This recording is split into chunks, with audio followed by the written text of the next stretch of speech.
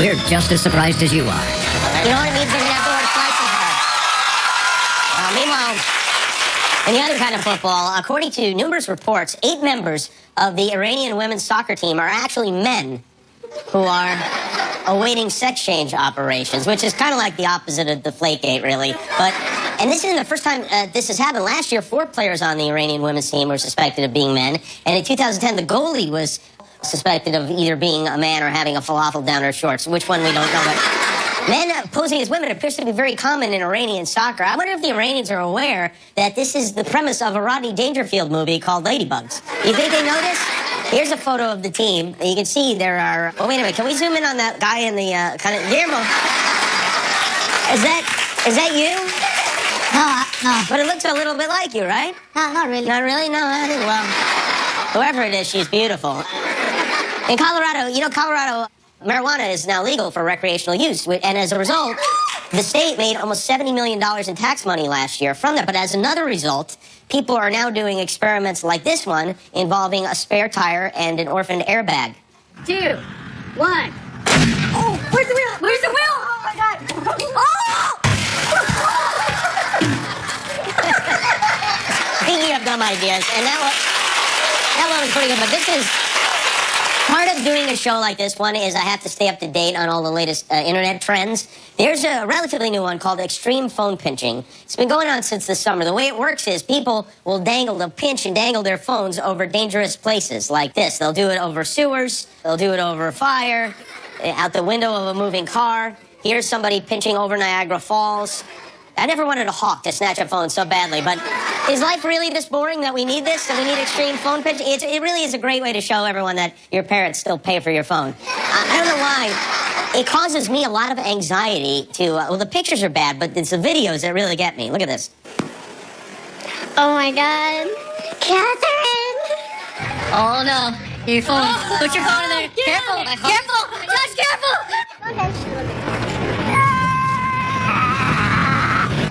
Oh, no. Oh, no. You have to pinch by hand, You know, it's times like this that make me think we deserve a President Trump. We really do. This is miraculous. This comes to us from Zimbabwe, where there's a prophet there, pretty famous guy. His name is Shepherd Bushiri. He invited a local news crew into his home to prove once and for all that he does have the ability to walk on air.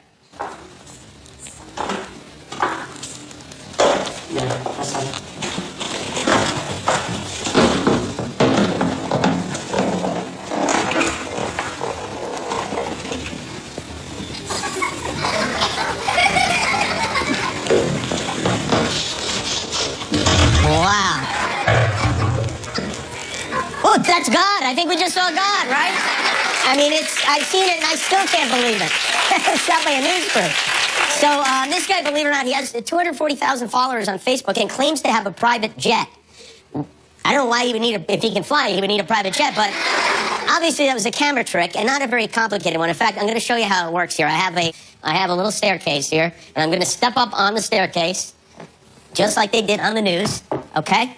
All right, now watch my feet, and I will show you how it works, okay?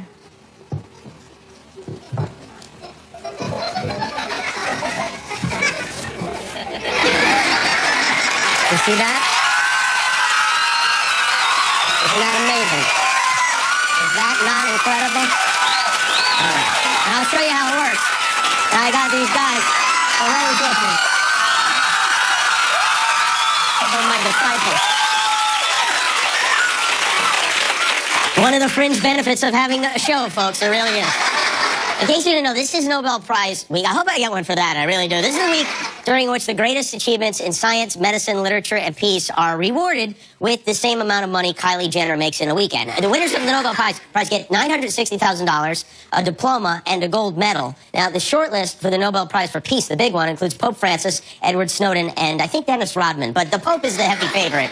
If the Pope does win, I really hope he remembers to thank God in his acceptance speech, because that, talk about Oco Taco, right? I mean, Nobel Prizes, I think, are a fine way to honor those who've achieved great things over the course of their lives and their careers. But what about the people whose achievements aren't great? What about the people whose achievements are just good? We wanted to shine a light on them tonight, so we went out on the street and we asked pedestrians today to share the most impressive thing they've ever done. And, well, this is what they did.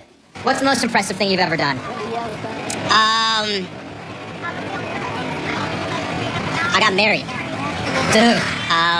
My wife at the time, and then I got divorced. So that's not that impressive, is it? That was impressive at first. But then less impressive. Now it's not so that impressive, yeah. What's the most impressive thing you've ever done?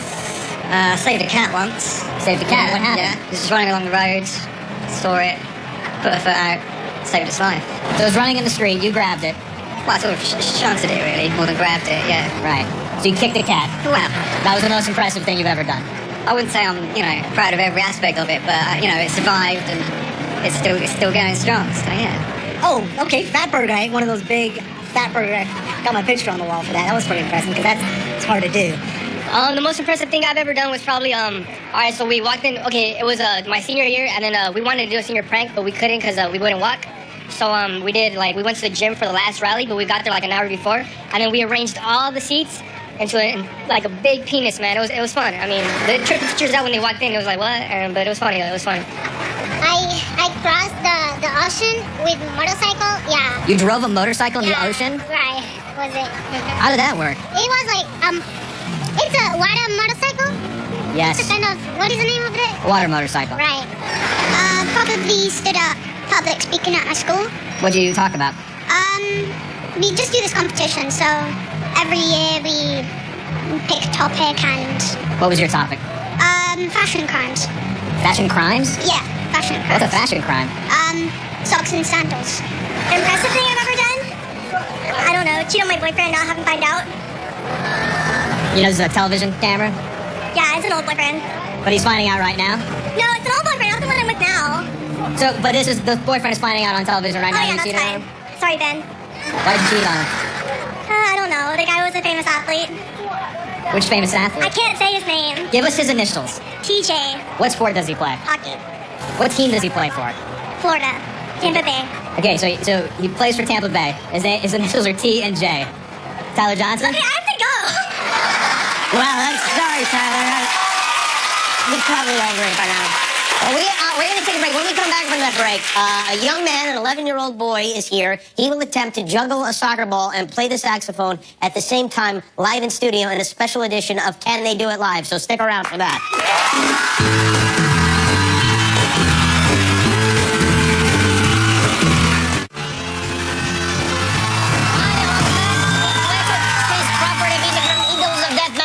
Are on the way, but I think you'll like this. This is video. It was posted to YouTube last month. An 11-year-old kid from Keller, Texas. His name is Jonathan Tividar, and somehow Jonathan managed to bring the worlds of music and sports together like no one I've ever seen before.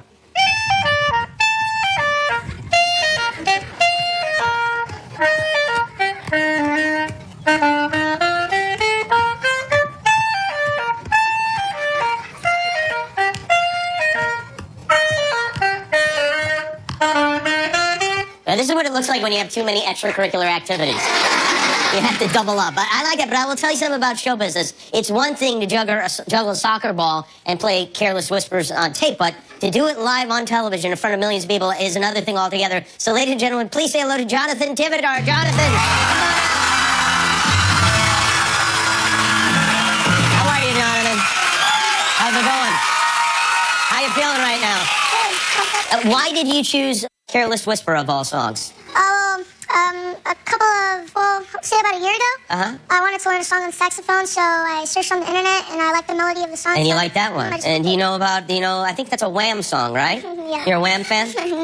No. Okay. Do you play in band at school? Yes. And do you play soccer as well? Yes. Oh, and so now you've combined these two activities, and you hope to get maybe a band/soccer scholarship, something like that? Yes. Okay. What do the other kids on your soccer team say when you're playing and you're playing the saxophone at the same time? They're kind of shocked, like, they didn't expect that it would kind of happen. Like, Who would? I mean, how did this occur to you to put these two things together?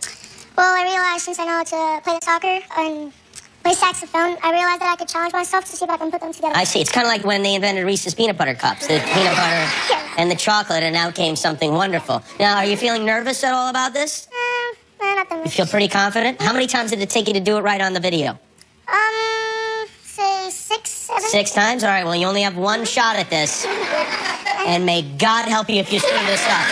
All right, Jonathan? All right, here we go. It's time to find out if 11-year-old Jonathan can do it live And here, it's a little harder on a hard floor, right, Jonathan? Yeah. Yeah, right. Okay. All right, here we go.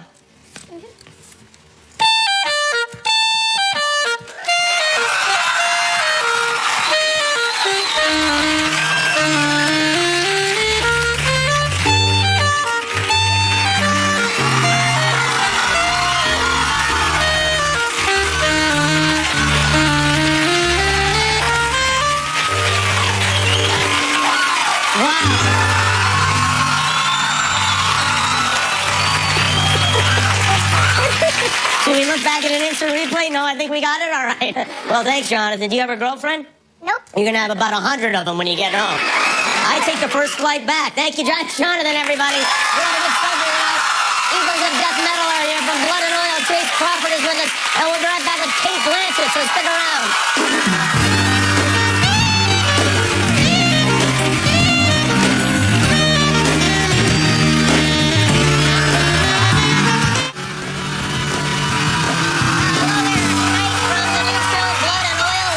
Sunday nights on ABC. Chase Crawford is here, and then they are from Palm Desert, California. Their new album is called Zipper Down, Eagles of Death Metal from the Samsung Outdoor Stage. Tomorrow night, from Modern Family, Eric Stonestreet. From iZombie, Rose McIver will join us. We'll have music from Jewel, and later this week, Keanu Reeves, Lena Dunham, Guillermo del Toro, Scott Foley from Scandal, and we'll have music from Thomas Rhett and Don Henley, too. So please join us for all that. Is an extraordinarily fine actress with Oscars and Golden Globes to prove it. Her latest, alongside Robert Redford, is called Truth. It opens in theaters October 16th. Please welcome Kate Blanchett.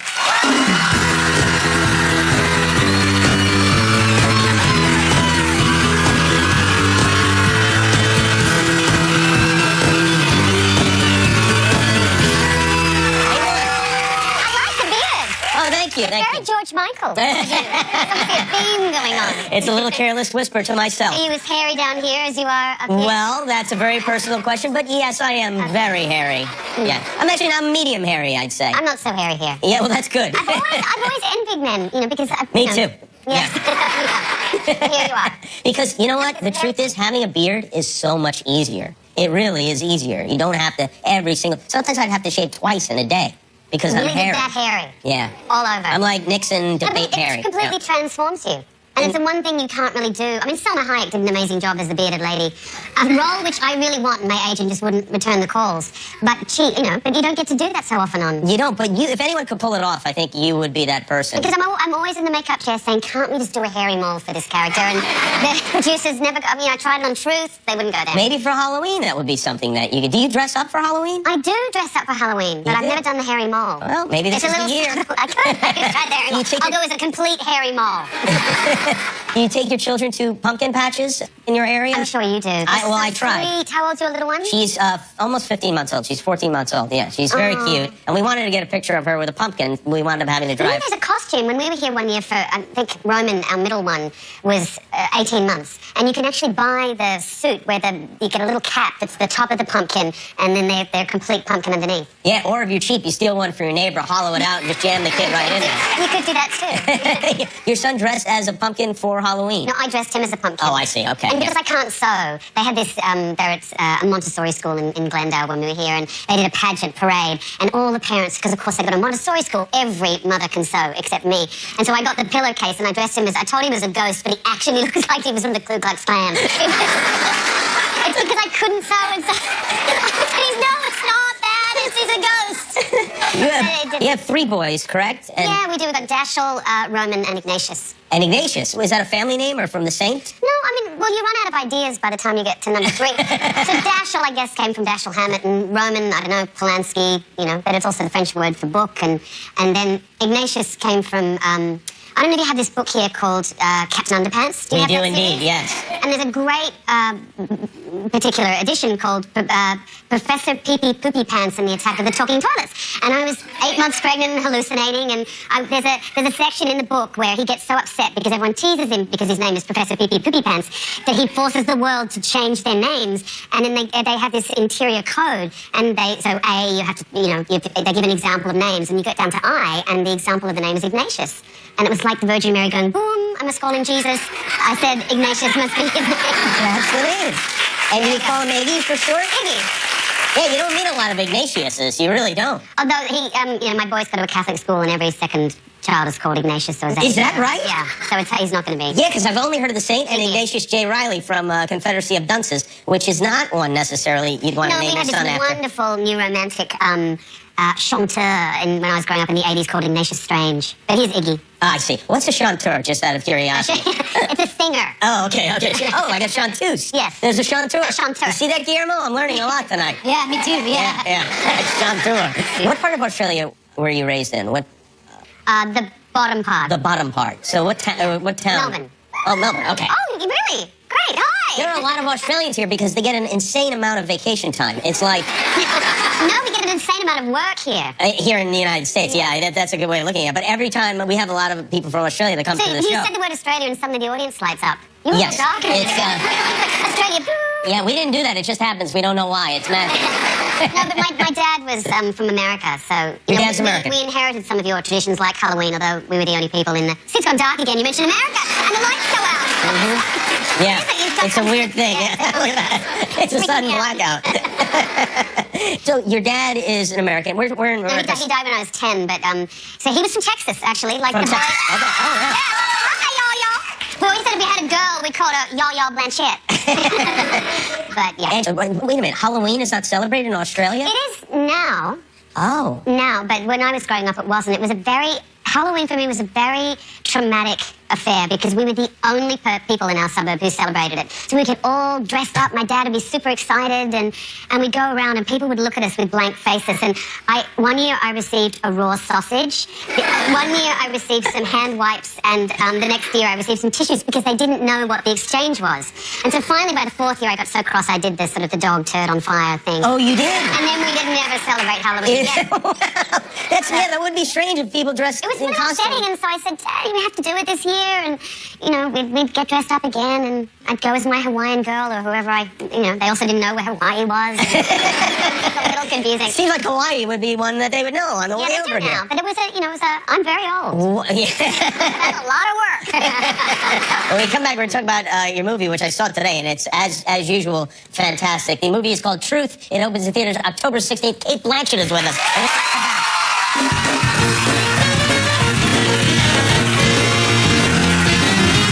How long have we known each other? Oh, jeez, is it that bad? They're going to start an investigation. And CBS wants to appoint an independent panel to take a look at how the story is put together. And I'm going to announce it tomorrow. I'm going to apologize for the story on air. Andrew asked you to apologize? He didn't ask. Damn, that's surrender. The movie is called Truth. That is Kate Blanchett and Robert Redford.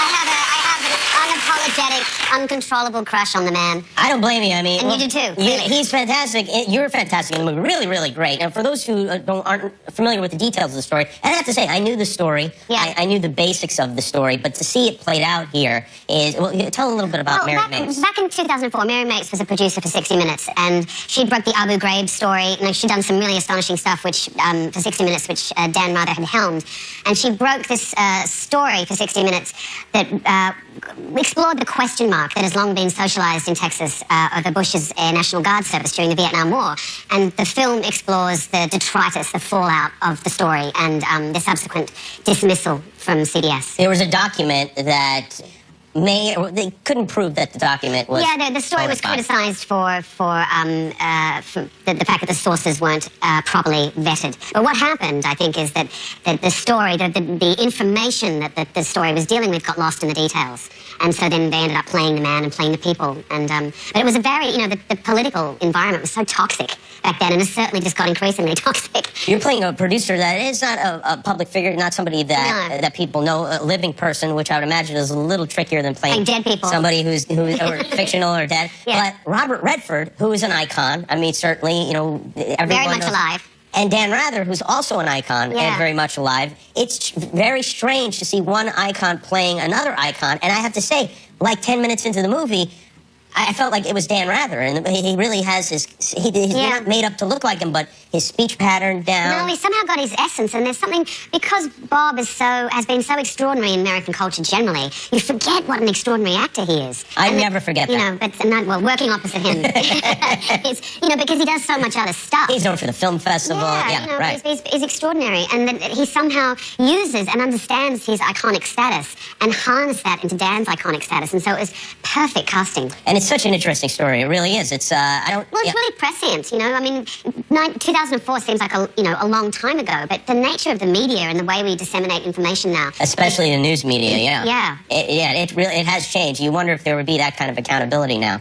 Yeah, well, I mean, I don't think so. I mean, it's a scandal, the notion of scandal, and I mean, the erosion of investigative journalism since that time has been quite profound. It was a real fork in the road, because where they were at with the blogosphere and, you know, the personal attacks, which we just take as a daily, you know, occurrence. Yes. It was completely uncharted territory. Yeah, well, yeah. Well, it's very interesting. It's a great movie, and once again, you're fantastic in it. Kate Blanchett, everybody. We'll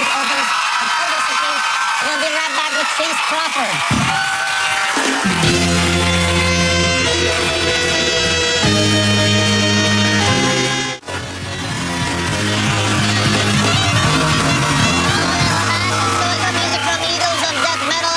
Spending 6 years in high school on Gossip Girl, our next guest finally graduated. He's off to make his fortune in North Dakota. He stars with Don Johnson on Blood and Oil, which airs Sunday nights at 9 here on ABC. Please say hello to Chase Crawford.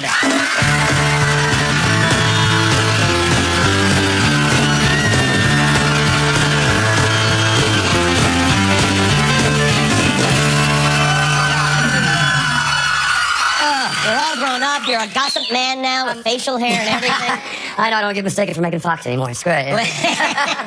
Did that happen to you ever? No, but you know, I'm an adult now. I'm grown up, so. Yeah. Did people comment on your facial hair? Because, I mean, your face is something that I think people really take, I don't know, great joy in. And, well, thank you. And it's been a little controversial, you know. It has been, It's gone well. It's gone good. It's gone okay. Save things in it. It's great, you know. The girls seem to still be screaming, so that's what's most important, huh? That's good.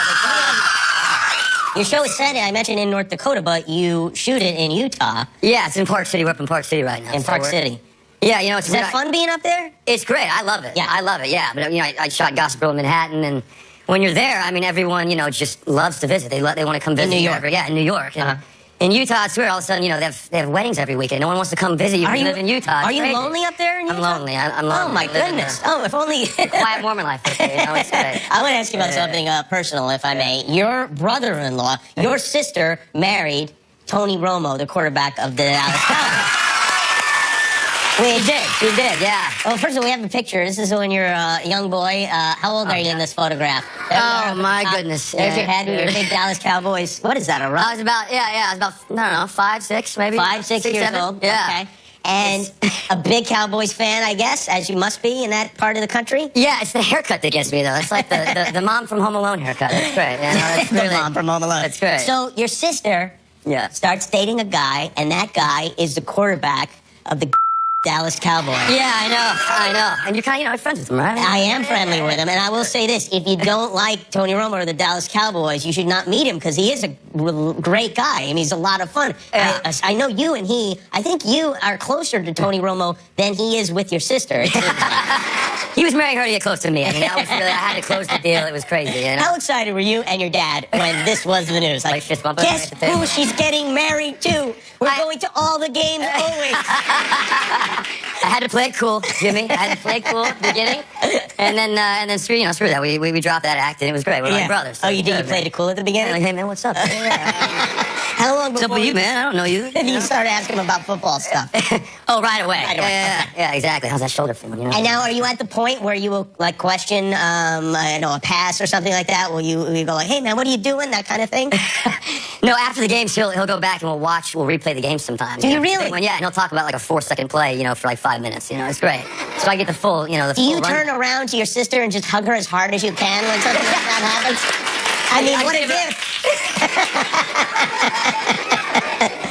And you guys do seem to be very close because I happened to be in a car with Tony at one point. We Oh, were that's right. Going to Willie Nelson's house after a show that we did In Austin. in Austin, Texas. Yeah. And he FaceTimed you. He FaceTimed me. I was shooting the pilot. I was actually in Salt Lake City. Yeah, and it was like 9 p.m. and I'm shirtless in bed, like Yeah. watching reality TV. Yeah. Embarrassing. That's a little bonus for me, yeah.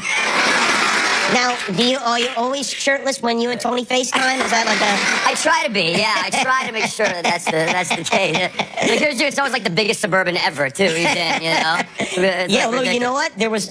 There was a driver, and then there was 2 rows of seats, and we were in the way back, like where you would keep the little kids. I saw that. In the far back We part of crammed the in there, car. yeah. He'll be like with Rafael Nadal and like the kid from Sixth Sense or something. You know, it's like a huge, vast array of people. How is Tony doing? How is he? I saw him last night running around on the sidelines. And, Yeah, with the walkie. Yeah, he's doing good. He's doing good. I see him pretending to be rooting for the quarterback who's filling in for him. And really, you only want him to do so well. I mean, it's not, you want to win the game, but barely. That's the key, right? Do you find yourself thinking things like that? No, I just find myself pacing and swearing a lot. Well, what did your family watch last night? Your show or the Cowboys game? Because they were on simultaneously. They were head to head, weren't they? Yeah, they were. Cowboys, obviously. That was what They watched the Cowboys, even though Tony was injured, huh? Yeah, they don't like me. I mean, it's just, I'm steps up. Maybe that's why nobody's coming to visit you up in Salt Lake City. I'm sure people will come visit. Have you talked to people? Have you talked to anybody about this? Yeah, when ski season happens, I'm sure they'll really be happy to come up there. All of a sudden, everyone's do coming you up. take advantage of it? It's beautiful up there in Park City. You go like fishing and do that kind of I thing? do the fishing. I've been fishing. I've been hiking and biking and all that. Do you and, hang around with Don Johnson? I do. That's all I try to do. I just follow him around, as much as I can. I do. He's great. Don's the man. So, He is, yeah. It seems like he's got like 10 million stories to tell. He does. He does. And does he tell them to you? He tells me stories all the time. He yeah, does, Yeah, yeah. about how he goes out for a pack of cigarettes in the 80s and doesn't come back for 3 months. You know what I mean? Stuff like that. Where you're like, wow. Well, you have to be a serious smoker to really do that much. I mean, that's a lot of There cigarettes. were no cell phone cameras back then. It's just Are you enjoying doing the show? I'm loving it. Yeah, it's wonderful. Yeah, I mean, So, it seems like it's a kind of a rough. It doesn't seem like a walk in the park shooting that one. It's no Gossip Girl, Yeah, that's for sure. It's no Gossip Girl. That's right. We got some more stuff. Well, I wish you the best of luck on the show and hopefully getting some friends up there. If you'd like to be friends, if you live, hold on one second. If you live in the Park City area and would like to be friends with Chase Crawford, Call this number, is there a yeah, way I of got it. contacting you? Are you on Twitter? Yeah, I'm on Twitter. Please tweet Now I'm him. on Twitter. Please tweet him as well. Love and Oil, Sunday nights at 9 here at ABC. We'll be right back with Eagles of Death Metal.